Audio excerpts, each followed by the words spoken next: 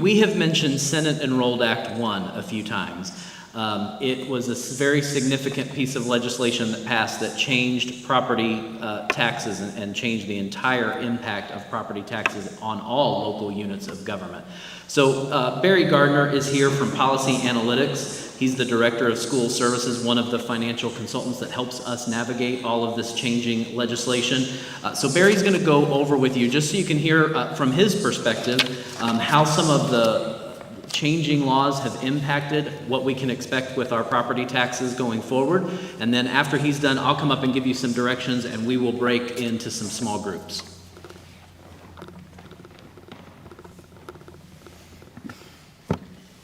Well, thank you and good evening. Appreciate the opportunity to be here tonight. We're going to take the next few minutes to try and take a approximately 300-page legislative bill and boil it down into a few slides to understand what happened and really what it means for Avon schools.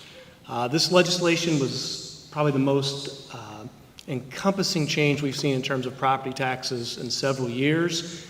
And schools are still working through the details to understand the impact and what it means. And there's some real broad strokes that all schools are facing, but the challenge is also that there are 290 school districts, and they all look a little unique in terms of this impact.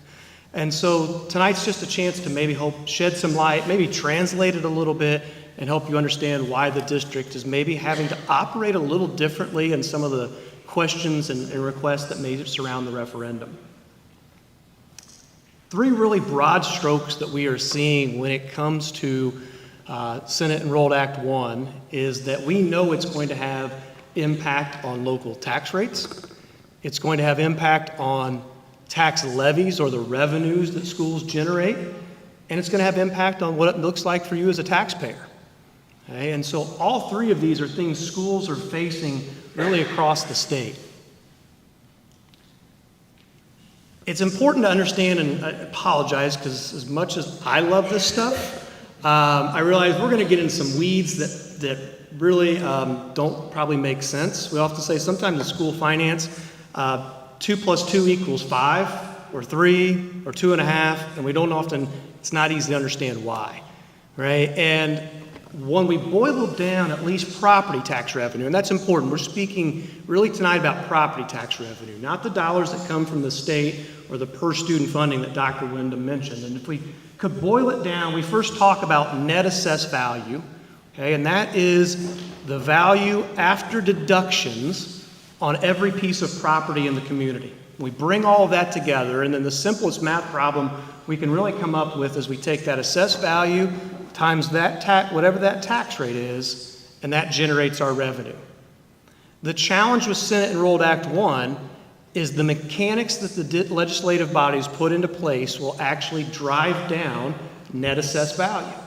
And when we drive down net assessed value, one of the results is we're going to drive up tax rates.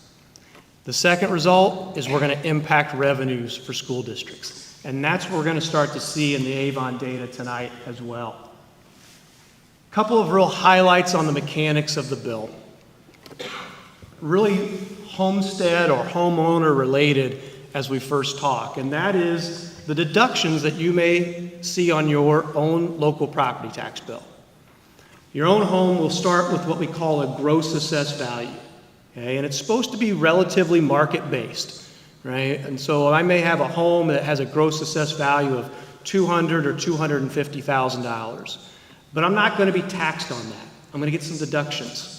Okay, and two of those have been typically a standard deduction of $48,000 and a supplemental deduction of 35%. And after they take those off, we get to what we call our net assessed value.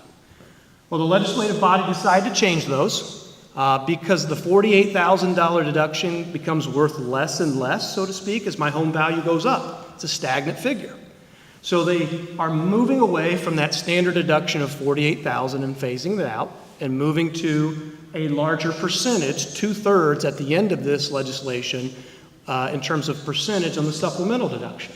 So it's a larger deduction at the end of the day, and the higher the home value, it's going to have a larger deduction. And our theme, if we want to translate in kind of these broad strokes, is the more deductions I introduce, I'm going to drive down net assessed value, which is going to push up tax rates and impact revenue. And that's what this starts to do. Okay, we start to have this push-pull that doesn't make a lot of sense, right? Driving down net assessed value, but then I'm pushing up tax rates at the end of the day. And so that is one of the impacts you're going to begin to see on your property tax bill over the next 6 years as these percentages and these figures start to change. The other component that they did for homeowners, because in a lot of ways that initial deduction doesn't have a lot of immediate change, was to give all homeowners an additional homestead credit, okay, or relief off your property tax bill. And it's 10% of what you pay up to $300. And we've heard the term tax caps tonight. It's after the tax caps. So the simplest math problem we can try and do here is if I have a home worth $200,000, at 1% I can pay $2,000 in property taxes. I'm going to get $200 off my tax bill, and I'm only going to pay $1,800. Great for a homeowner, right? Helps maybe pay for a few groceries as we go to the grocery store.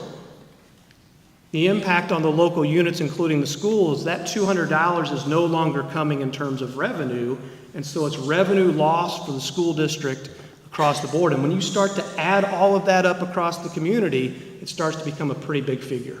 And that is one of the impacts that's starting to impact the schools as a result of this legislation. And we see this in what we call the net assessed value. So these pie charts, right, are just showing what makes up your tax base. Is it residential? Is it commercial? Is it agriculture? Okay. And we show 2025, where we are today, and we show 2031, when all the deductions are fully in place. And I think a couple of big key takeaways here. One, you're pretty heavily residential, right? And we know that about the community, right? It's a lot of homes in the community. You've been growing over the last several years, and so residential assessed value makes up a big component, and that connects with that previous slide in terms of that impact. The other piece is they've changed some other deductions for other groups. So in this you can see personal. It's what we call business personal property or equipment side of businesses. They've given deductions for that. Their piece of the pie gets smaller. When their piece of the pie gets smaller, the other pieces of the pie have to get bigger.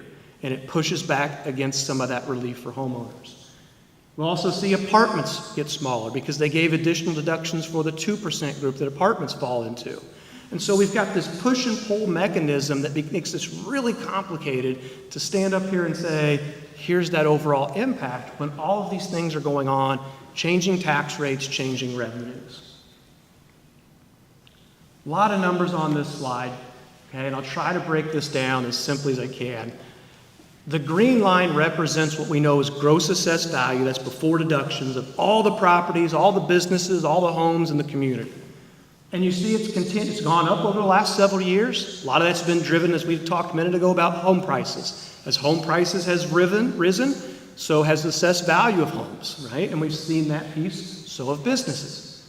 And we expect it to continue in future years. Right now, in the data we see is we expect gross assessed value to continue to go. The blue line is the net assessed value, and that's what we tax on at the end of the day. It's after all of those deductions that are in play. And again, pretty positive growth upwards and the right. And that's been usually pretty beneficial, allows tax rates to potentially come down with revenue still being the same. The orange line represents what the district now faces in terms of net assessed value with Senate Enrolled Act 1.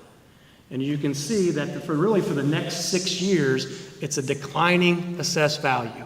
So again, this big broad stroke, we're seeing in the data, net assessed value is going to go down, which is going to drive up tax rates, and it's going to impact revenues. Okay? And then in 2031, it goes back up. That's because all the deductions are fully in place, and we kind of return back to a system that we've been used to. So again, there's not a chart that I can show you that just is really simple when it comes to this legislation. Okay? But so when we pull all this together and we say, well, what's the impact as we potentially see it for the district? And this is the total school tax rate as we look at 2025. The dotted or hashed line there is pre-Senate Enrolled Act 1. What we would have expected with the tax rate to happen over the next several years prior to this legislation. And you can see it's projected to continue to go down.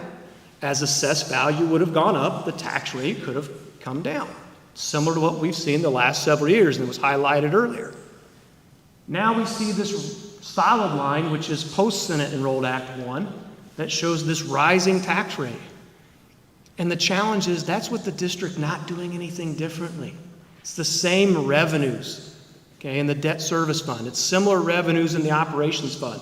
So it's not that revenues at the school is growing that's causing that rate to go up. What is causing the rate to go up? The deductions that are being put in place by the legislation are driving down net assessed value, and it's pushing up tax rates. So that's a challenging piece because we're going to see rising rates, but it doesn't equal additional revenue, and it doesn't necessarily impact your tax bill in the way you think it might. So again, very challenging pieces, but that's really what's driving as we look at this in terms of tax rates.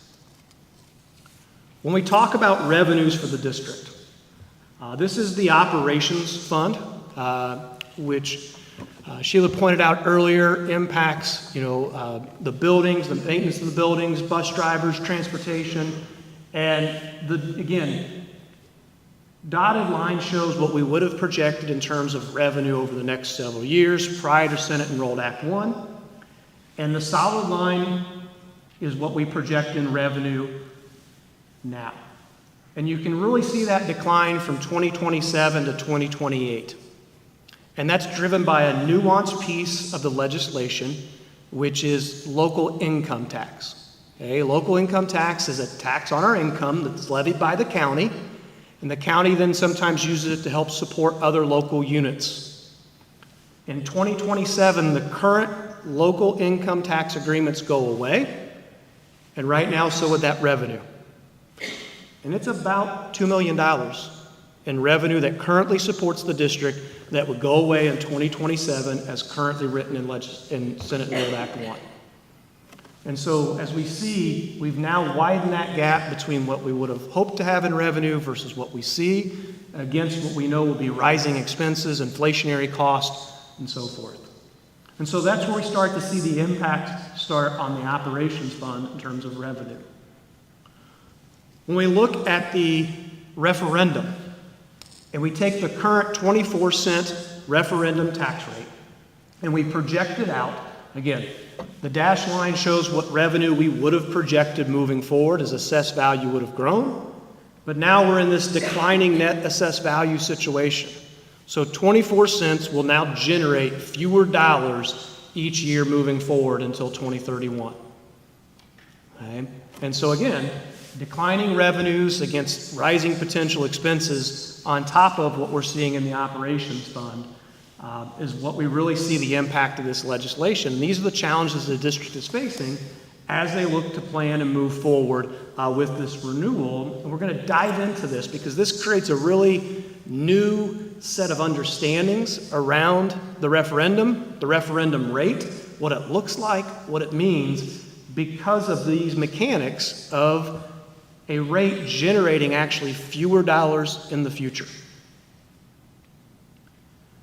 So as we pull those together and we look at the impact between the operations fund and the referendum, if we kept the referendum rate at that 24 cents and we saw the impact of the operations fund, we can see a widening gap in terms of revenues of what we would have seen to support the district and the programs versus what will come in, which are fewer dollars. Right? So we have declining revenue against, again, those rising expenses, and we create this gap that is alluded to. Schools have really few options when it comes to adjustments because we're driven in a personnel, very heavy people-driven business. And so it creates the challenges that have been highlighted tonight in this as this gap continues to widen in future years due to the mechanics of Senate Enrolled Act 1.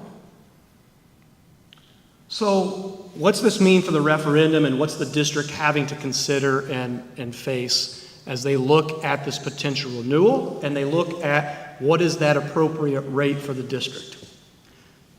This line, and you're going to see, we're going to start to stack some lines as we move forward, try to build towards the end here, and then talk about this impact for the district. The green line here represents the current referendum expenditures as we see them today in 2025, and then projected out over the next several years as provided by the district. And the projections include an annual 3% inflationary growth factor, which we would see as we're continuing to try to give salary increases or utility costs go up or all the different pieces that's going to help support. We're going to expect costs to go up. As Sheila highlighted already, we've seen some really high years of inflationary costs the last several years. We would expect some of that to continue, and so that district has appropriately modeled those in. So we kind of look at this a little bit as a needs kind of situation. But then we have to factor in Senate Enrolled Act 1. And we have the impact of that homestead credit that we talked about at the very beginning, that 10% off, comes into effect potentially in 2026 into 27. And it's dollars now that the district won't collect, which increases, honestly, the need of the referendum expenses or dollars. And then from 27 to 28, now we have that local income tax that's going away. That's, again, impacting the revenue. And so we create a greater need in terms of dollars as those revenue sources go away from the district. And that's what this black line is attempting to model out, is when we see the full impact of Senate Enrolled Act 1, it changes the overall support need if the district is looking to continue supporting students in the way that they currently are based on the current expenses in the referendum. So there's our challenge. A renewal at the current rate of 25 cents, and this shows 25, the current rate's at 24. The district will renew at 25 cents. The first year kind of keeps up. We can see in 2026 with both the green line and the black line within those. But then it starts to fall short because, again, as net assessed value goes down, 25 cents is going to generate fewer dollars in the future. And our really major point of contention as we look at this is 2031, because that's always going to be the lowest year of revenue generation, because that's the year all the deductions are fully in place for the first time.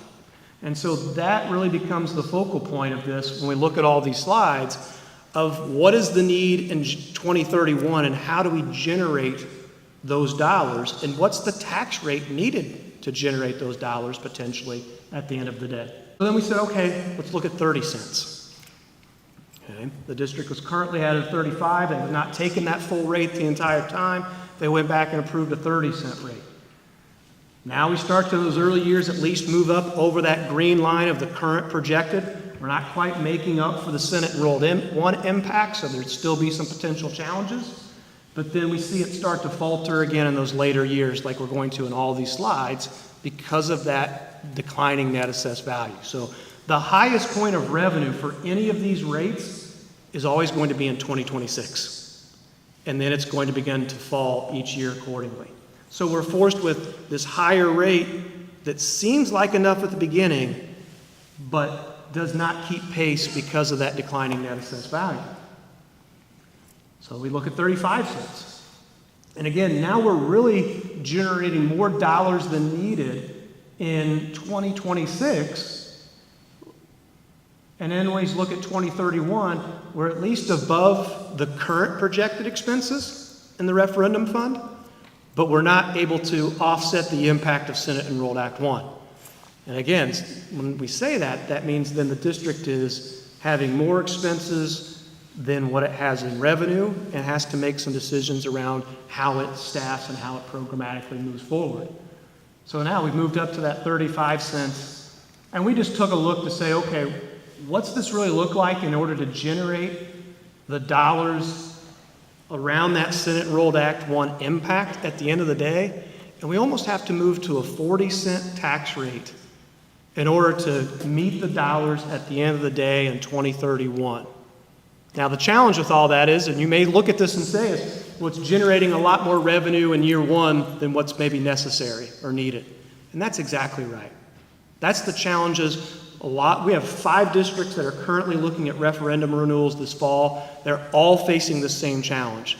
Approving a rate that probably generates more than what they need in the first year, but needs to be high enough to meet 2031 when it's generating its fewest dollars. One of the benefits, and you've seen that here in Avon, that some school districts have chosen, is when I approve a rate like a 35 or 40 or 30 cents, a higher rate than maybe I don't have to take all of that in the first year. Okay, nothing in state law says if you pass that referendum rate, you have to take the full rate. You've seen that as they show the charts of the rate coming down from the 35 cents to the current 24. So there is still that opportunity in all of this to kind of manage the rate in these future years. Approve a higher rate that meets the needs in 2031, but only take what you need in years 26, 27, and moving forward. This is this new set of rules that all districts are facing, and we're seeing districts, at least in the 4 that we're working with across the state, that are looking to approve renewal rates 10, 15, 20 cents higher than where they're currently at. Northern Indiana to Southern Indiana, because they're all facing the same mechanics really as we look at in terms of this bill. And so that's really the new challenge for school districts is what's that appropriate rate and how do you manage that over the next several years? And that's some of the data we've been providing the school district to consider as they've navigated this whole new landscape that Senate Enrolled Act 1 has created. And so let's talk a little bit about impact. What does this potentially mean on a median homeowner in Avon in terms of tax liability or what you pay, right? And what these dollars represent are the change in liability, right, or what I would pay in taxes from what you currently would pay in 2025. Okay, so if we start down at that 25-cent rate, if that was to be passed, it would be an extra $17 in 2026 in your tax bill, right, due to this referendum, right? And makes sense because you're right at 24 cents right now, so it's just a small increase. As we go up, obviously that increase becomes larger, but we get back into that piece of if I approve a 35-cent rate, I don't necessarily need all of that, so maybe I'm only taking the 25 cents in year 1 because that's all the district needs. And so the impact could vary based on those years. The other piece I think is important is 2026 is going to be, at least in this current, when you look at the rates individually, the high water mark in terms of impact. Because the mechanics of the bill are going to drive down your personal net assessed value, and it does. It drives down the impact of the referendum, which is a whole new factor when we talk about referendums here in Indiana. And so again, the district has had that 35-cent rate, has managed to what they need, and that's what you're hearing the conversation across districts. We're going to manage to a potential need and only take the rate necessary within that given year. It just may have to fluctuate from year to year as we move forward. Last slide, and I know there's a lot of numbers on this piece, and we typically don't like to show a lot of numbers, but in full transparency, what Policy Analytics has attempted to do is to take a median taxpayer bill and say, this is what it looks like in 2025, and this is what it could potentially look like with the result of the referendum in 2026. Okay? So I'm going to walk through a few pieces within this. Homestead gross assessed value, again, that's the assessed value before deductions. You see it goes up a little bit in 26 because we expect gross assessed value of homes to grow a little bit. Market values are still increasing, so we would expect that. Okay? You get your deductions coming off, your standard deduction, your supplemental deduction, and the gross tax liability including current referendum is what the tax bill would look like in 25 and 26 if they kept the 24-cent rate. If we kept things status quo, that liability would go up slightly. There's a local income tax property replacement credit that you receive in terms of a deduction off your tax bill. You don't pay the full amount because you're capped at the 1%, so we have the circuit breaker, keeping that from the property tax piece. And then there's this new post-circuit breaker credit. And that's what we kind of talked about earlier. That's the 10% up to $300 that you would receive off your tax bill. That is factored into this as well, showing the impact of that. And so at the end of the day, the change in the rates in the gray at the bottom is what the difference between the 24 cents referendum today is and the 25 cents. It's the $17. It's the difference between 24 cents and 30 cents. It's 102. and as it moves forward those rates. But again, as we look at the, I'm going to break something while I'm up here. As we look at the overall change in tax bill, it's actually, there's a little bit of a slight decline because of some of the mechanics of Senate Enrolled Act 1, primarily that post-circuit breaker credit. And again, I think you can see the district, as we've talked, could approve a higher rate, but then may opt to take a lower rate. So when we talk about impact, it's a really tough conversation because we're going to have a referendum question that may say up to a 30 or 35 cent rate when the impact may be very much smaller depending on how the district looks to move forward. And that's this challenging conversation that districts are trying to have in full transparency, but it's a complicated game all due to all of these mechanics of Senate Enrolled Act 1 that have been in place for about a month and a half, and again, have been some of the more complicated pieces to dissect and really work through for school districts. And so, our goal tonight was really to just walk through this to help you hopefully understand a little bit more that we've had a lot of changes from the legislation. There's broad strokes. All districts are going to see higher tax rates. That's across the state. All districts are going to see impact in revenues. It's going to have a different impact on revenues and taxpayer impact depending on your local community, how it's made up, and what the impact of Senate Enrolled Act 1 had. And when it comes to a referendum, it's become a very complicated game that we're going to have to navigate, and you're seeing districts have to ask for a higher rate and look to manage that over the next several years. And that's, I think, what the district is trying to bring forward tonight.